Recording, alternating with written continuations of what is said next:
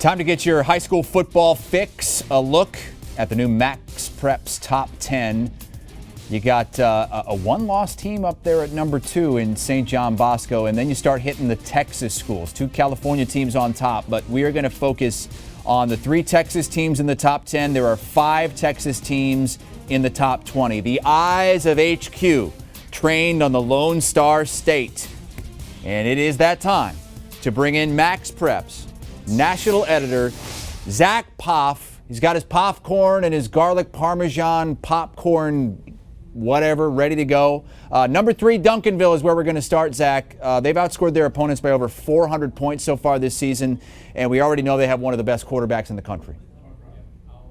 Yeah, it definitely helps when you got a dude named Quinton Jackson. He's you can make a case he's the best player in high school football. He's a straight baller, but they're a lot more than just Quinton Jackson. Tristan Smith, one of the most underrated running backs in the state of Texas, and their defense is just nasty, led by 2020 Auburn commit Chris Thompson Jr. I've been saying it for years. He's the most savage safety in high school football. And I tell you what, man, Duncanville's been super hungry this year, and you've seen it on the field. Last year, they were seconds away from winning a state title. North Shore won on a Hail Mary. And you can just tell that Duncanville, that's kind of pushed them through this year because they are dominating teams. And the most impressive win came against DC Power St. John's. They won by more than 2 touchdowns. And that was really a statement win for Quinton Jackson and Duncanville because Texas doesn't really play out of state a lot. And that was a chance for them to flex their muscles against another big-time program like St. John's. I think Duncanville might be the favorite to hold up the 6A Division I state title this year for sure. You know, those Duncanville fans, they're saying right now, why are we still back here at number 3? I mean, there's a one-loss team ahead of us. What's going on? You know what?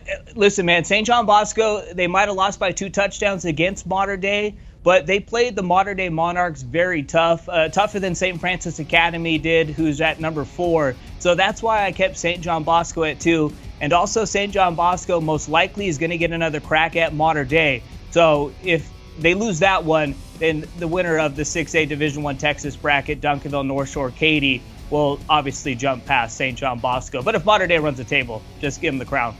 All right, let's move on down to number 8, the second-ranked Texas team in the MaxPreps poll. This is Katy, also unbeaten. They have one of the most underrated running backs in the country as well, in your opinion. Tell us why.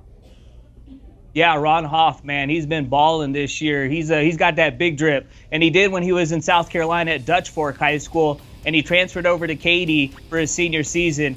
And the spotlight's kind of gotten bigger for him, and he shined on the big stage. We saw that against North Shore in their 24-21 upset win over the defending 6A Division I state champs to open the season. And he's just been balling ever since. They got some other ballers too. Bronson McClellan at quarterback's been playing really well, and Jordan Patrick at wide receiver, one of the best primetime wide receivers in the state of Texas. He's also super underrated. Defense is loaded, led by 2021 corner Hunter Washington. Kate is a team to watch out for, and you could potentially see a third-round matchup against North Shore, and that's definitely a get your popcorn ready type of game for sure. Well, you mentioned that Week 1 game defeating 6A state champs, the defending 6A state champs from North Shore.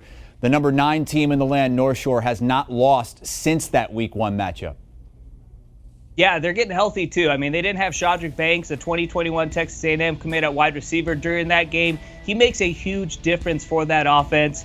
They got a bunch of dudes. You know, Demetrius Davis just committed to Virginia Tech. He was a MaxPreps Sophomore of the Year last season. He's one of the best quarterbacks in the class of 2021. And they got a couple of ballers at running back. The number 1 rated running back in the class of 2020, 5-star Zachary Evans. He's back healthy, playing at 100%. North Shore is firing at all cylinders.